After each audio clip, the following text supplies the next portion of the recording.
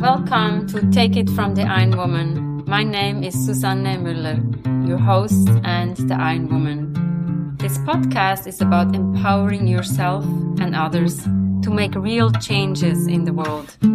You will hear from everyday, smart, sophisticated, hip people like you and me. Not everybody has to be an Ironwoman to impress the world. Together, we will learn from the sports and business leaders how you can become a more successful person as an entrepreneur or a leader. It's one step at a time, one day at a time. Take your steps now. Take your big steps now. Join me on this journey to success. Take it from the Ironwoman. We only have special guests, and today we go to Nan. We met in a class. It was called Creative Instigators. Creative Instigators. So when I was invited to this class, I was, what is this? Let's do something, because I like all innovative, crazy things. And that's how we met. I was intrigued. At one time, we were in a breakout room and you had a very special sweater that was homemade and we were talking about knitting. Give us a little insight and a little bio about you, Nan. What do you do? What can we learn from you? Where are you today? And so happy to have you. Well, I'm delighted to be here. I live in Richmond, Virginia with my husband and 3 dogs. We have successfully launched our children, so we're very happily empty nesters. My doctorate is in organizational leadership, and I've been practicing that craft in public libraries here in Virginia, well, and nationally. I do also teach at Old Dominion University in the library science program. I teach the graduate students who are learning to be librarians. I love teaching and facilitating and helping people have that light bulb moment where they go, oh, that's what that is. Oh, I understand now. Those are my favorite things to do. I'm currently the interim executive director for the Virginia Library Association, and that's our professional association for library workers. We're very active. We have over 7,000 members across Virginia. It's interesting because there are only about 5,000 people who work in libraries in Virginia. So we have a lot of supporters that join the organization just to support public libraries in Virginia. Our membership also includes academic libraries from universities and museums and hospitals and things like that. So there are libraries everywhere. We have corporate libraries, we have law libraries. It's quite a diverse group of people who are all really committed to their communities, because that's what libraries do. They serve their communities. You and I met at Creative Instigators, and I am an amateur artist and have showed my work on the state level, so that's been exciting. I'm a big knitter, as we discovered that day together, and those are really things that bring me peace and help my brain to rest from the day-to-day detail-oriented leadership work that is required from an association. That's what I'm up to these days. A colorful book when I look at you between knitting, leadership development, teaching, and being in the library. Let's talk a little bit about the libraries. You gave me a number, 5 million visitors in 2024. That's a huge number. Tell us more about that. It is a huge number, and that's for Virginia Public Libraries. And it's actually over that, but I don't remember that piece of data right off the top of my head. But it's between 5 and 6 million people. 8 million people live in Virginia. So there's a pretty great demonstration of return on that investment in their public libraries. People are using their libraries. And so it's people who come into the facility, or is it also digital visits? That's just people who come in the door. If you added digital visits, I can't imagine what the number would be. As big a library supporter as I am, I've only actually been in my local library maybe 5 times this year because I lean so heavily on their digital content. This is exciting to see and hear that you think like, oh, library, I don't know, it's not a place for me. But I also learned it's a safe space, and maybe give us some insights. What does a library offer so the listeners can go not only to Virginia, but globally? We need to highlight that. So public libraries really began in earnest in the early 1960s with the Public Library Act, where states began supporting their public libraries. Certainly libraries were around before that, but they were generally membership-based. You had to join, or it was run by a nonprofit organization like a women's club. So they became tax-based organizations generally in the 60s. Ever since then, here we are 50 years out, and libraries continue to be that place where everyone is welcome. If you live in that community, you are served by that library. And that idea is of representation and safety is dearly held by people who work in public libraries. The idea being, if you live here, you are our customer. And that means everyone that lives there, not just the majority, not just those with a certain economic status, not those who might be a little different from other people. And some of the things that libraries do to serve their communities or to provide spaces that folks can check out. They can book a room to have a private meeting or a tutoring session or whatever their need is. We've had some circumstances where parents who have, for whatever reason, been required to have supervised visits with their children, they'll book it at the library because the library is a safe public space. We try very hard to have materials that serve our communities, again, for everyone, not just the predominant population. So that might mean, for example, in Prince William County, there are over 55 languages spoken. So that library collects books in a wide variety of languages. They also teach English there. There are online platforms to learn English. There are online platforms for English speakers to learn other languages. And so we're really trying to build community through common language in common spaces. Another thing that libraries do that people may not realize is everything's on the internet now. Everything is digital. Some folks, regardless of their income, may not have access to high-speed internet because of the geography. They live in the mountains. They may not have a signal. They live in Southern Virginia. They may not have a signal. Libraries have high-speed internet in all of their buildings, but they also check out laptops and hotspots. So you can take that home and help your child with their homework after library hours or whatever their need is. They can do that at the library or check the equipment out from home to do that work. And so that digital connection is a real commitment to the community that libraries really place a high value on. People don't think about those things, but there are some really niche and cool things happening at libraries. I have an appointment in 2 weeks to go use the memory lab at Richmond Public Library so that I can do high-resolution digitization of some of my art. So I can digitize it there and then use it online for digital exhibits or sales. That's free to me. Other libraries may loan out things like musical instruments. They might check out board games. They might check out cooking utensils. It really depends on the library, but libraries are really moving to becoming a library of things, not just books and the traditional digital media that you might have.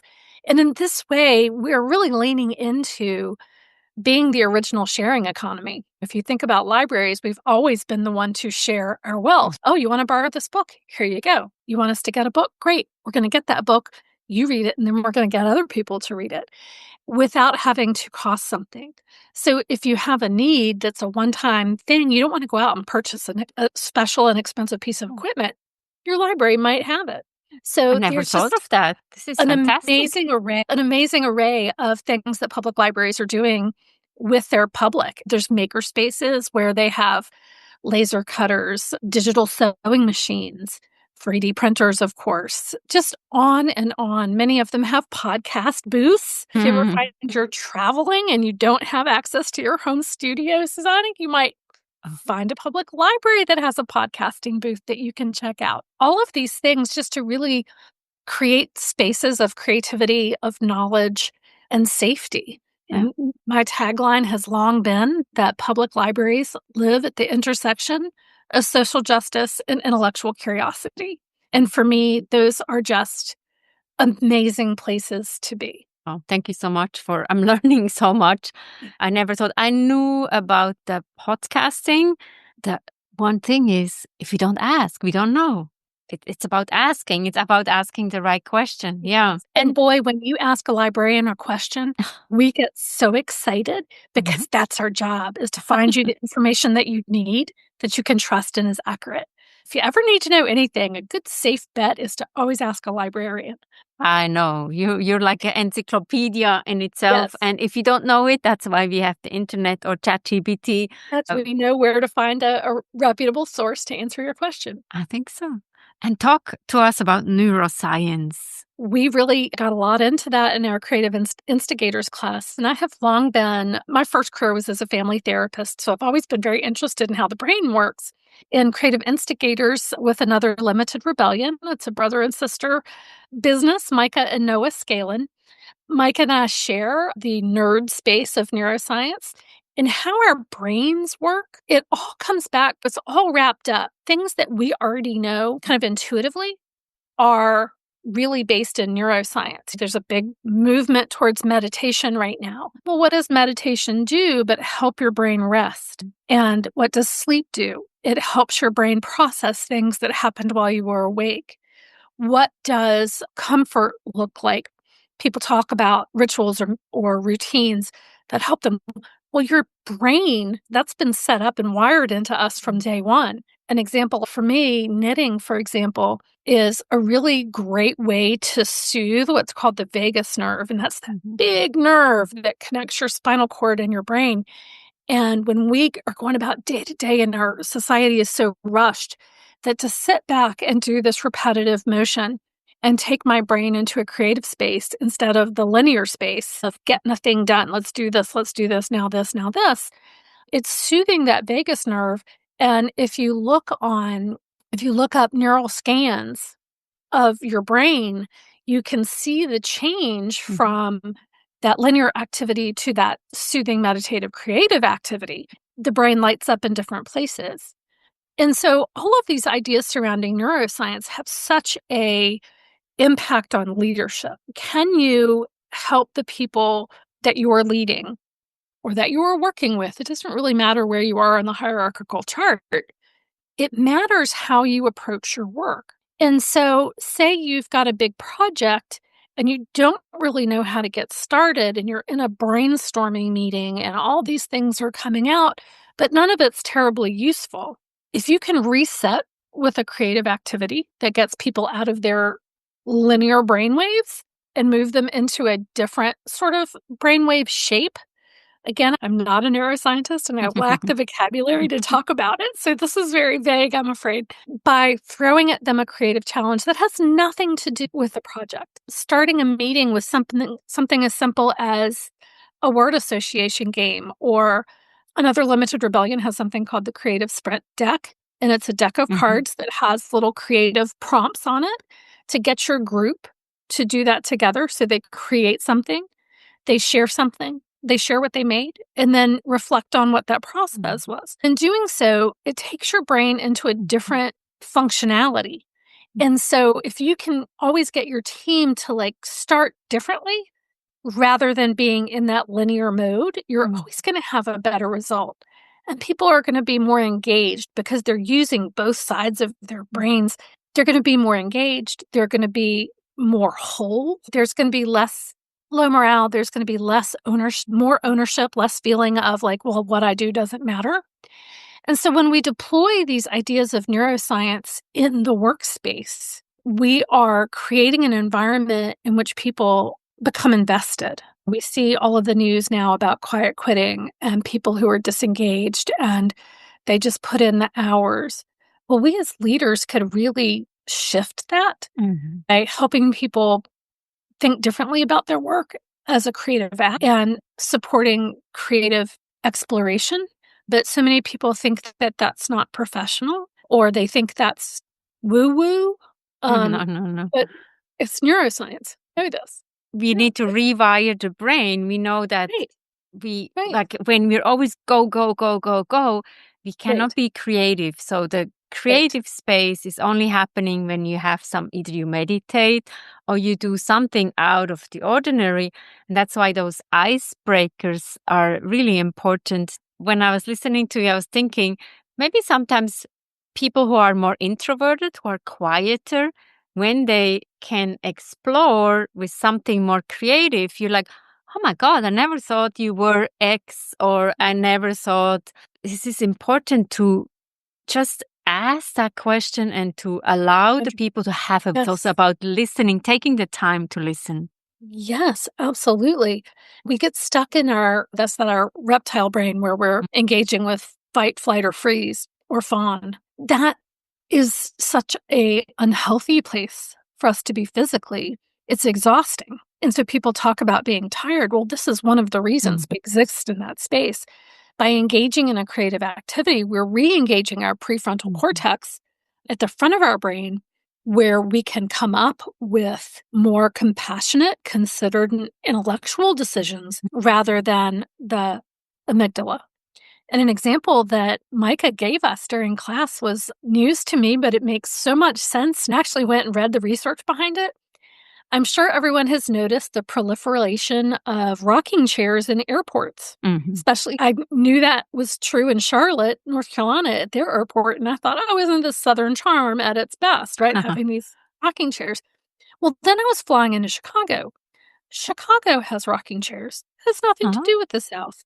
What Micah told us was that they're starting to put rocking chairs in airports so that people will calm down, because that rocking motion soothes our vagus nerves and puts us back into a place of considered thought instead of fight, flight, or freeze. So when you think about how big corporations are thinking about that neuroscience in response to the problems that exist in their arena, I think that's a brilliant use of neuroscience. Great. Let's get stressed out people into rocking chairs that before the next stage of their travel, they're calmer, they're more patient, they're more kind and comforting to each other instead of the battles that we see currently happening in air travel.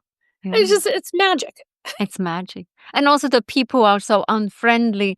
I used to work for the airline, and I used to work for the lost and found department. So we sometimes got a few people who were not very nice to us. Sometimes would say, I'm here to help you. And then people said, yeah, but I'm missing my luggage. I didn't pack the plane on the other end. I'm here to help you to get your luggage again. And usually when you say within one day, we have your luggage again, they calm down. Yeah. So I'm curious, when you were facing those angry customers, how did you feel? I also have to admit that a lot of people are very thankful because you're helping them. It was not my mistake, so I'm actually here to help you. So maybe there were a few that were very angry, but in a way, it's a new situation. You were helping the people and helping them get through difficult times when it was before Christmas, when the Christmas gift did not arrive on time. Or I remember one lady very vividly, she was on her honeymoon and her luggage did not arrive. So I felt with her, but what can you do? Maybe buy something new. I'm sure she would have the means. But it's sometimes you need to use humor. Again, to go a different route.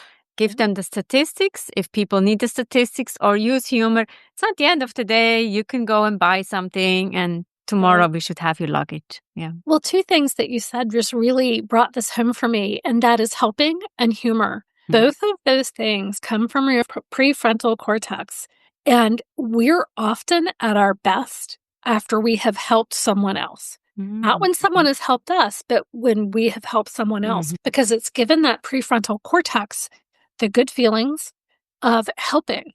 And that raises our dopamine levels and our serotonin levels, where we're like feeling good that we did something. There's some old wisdom out there that people might label as wives' tales, but it's true. You feel your best after you've helped someone. And humor, where does humor come from? It comes from your prefrontal cortex. And so both of those things, if you can find some humor in your life, listening to podcasts, watching funny reels on whatever social media you're on. My husband and I particularly like watching laughing babies, because how can you not be happy when you're watching a laughing baby? So there are ways that you can take care of your brain through helping others and humor. This is also going to help you think better in all other arenas of your life. What I also want to add is you can actually invite your brain to do that. We're always like, I have to do this, I have to do this. Well, maybe in the next day is a little easier. Start with an activity that is easier for you and then invite. That's how I translate that neuroscience talk. Invite my brain to be, hey, today I would like to be more creative. I can start to write and other things are flowing much easier. Yeah, that's the background behind these popular ideas of manifestation. Let's say, oh, if I put it out into the universe, it'll come true. Well, it's not the universe doing it. It's your brain. It's your brain. You're saying, this is what I want. And that, again, that great mom's advice of sleep on it in the morning, it'll feel differently. And it does, because your brain is processing overnight the emotions that you had, makes different sense of it in the morning. These ideas of manifestation and meditation and creation, these are all things that are valid based on neuroscience. If you're one of those folks who's like, man, that's just too woo-woo for me, it's not woo-woo, it's science. It's science. And if you can prove it, then people are, oh, this is interesting. You can convince them. What do you do to recharge your batteries? What do you do when you don't work? What is something else that can you add to your busy life? Well, I would be remiss if I didn't bring up reading. I am a voracious reader. No one else can see it, but I know you can see the bookshelves behind me. I've had to institute a rule of no new books come in unless some go out. So I use my library's digital assets tons, because reading is such a beautiful act for your brain, because you don't have to think about what you're doing. You're reading what's on. But what that does is allows you to build so much empathy. I'll never be a woman of color in another country, but I can read about that and develop some empathy for what that might be like. I'll never be a man fighting in a war, but I can read about that and gain some empathy and insight into what that might be like. And that act of reading, which is such great downtime for me, I'm also building my intellectual intelligence, my emotional intelligence, my empathy and compassion for other humans. And that's why, again, libraries are so important, because you can do that without spending any money. I know. And it's also imagination and curiosity, right? Yeah. Wow, wonderful. So if there's something you're curious about, or somebody that you just don't understand at all, maybe go to the library and find a book about someone else like them. And what is a go-to book for you? Do you have any favorite books or a book that you read over and over again? That's a really hard one, because I have so many favorite books. But whenever anybody asks me this question of what's my favorite book, I always go back to Ahab's Wife by Senna Jeter Naslund. It's a big book, but it's the story of literally Ahab's wife. So Captain Ahab of Moby Dick. It's told from her perspective and all that she had to go through in her life, from stowing away on a ship to get away from an abusive family, to figuring out how to be a single woman in Victorian society, to it's just really a beautiful epic tale that is much more readable than Moby Dick. I will tell you that. I just wanted to say Moby Dick is difficult for me to read, as English is not my first language, so it's a difficult read. But so Ahab's Wife by Senna Jeter Naslund. She has written many books. They're all fantastic, and all of them take a look from another perspective at either another literary giant or another prominent event, to give us a different perspective about it. And I just love her work in that way, because she's doing what we all wish we could do, is getting the other side. Thank you for this recommendation. I'll certainly look it up. I also like to read at night before I sleep. So I invite my imagination. That's what I'm using it for. So thank you so much for a wonderful conversation, and hope we can meet again. Thank you for having me. Absolutely. Thank you so much for an insightful talk about neuroscience and also library. What would we do without you? Take it from the Ironwoman. We have episodes every Monday. Come and join us, learn with us, grow with us, travel with us. And Take It from the Ironwoman is also the book Global Business Coaching with Sports Parallels. Download it or get it in your library or local bookstore. And also like this podcast on the platform you're listening to this podcast to. So we're here for you. Thank you for your support, and we'll see you next time. Bye-bye.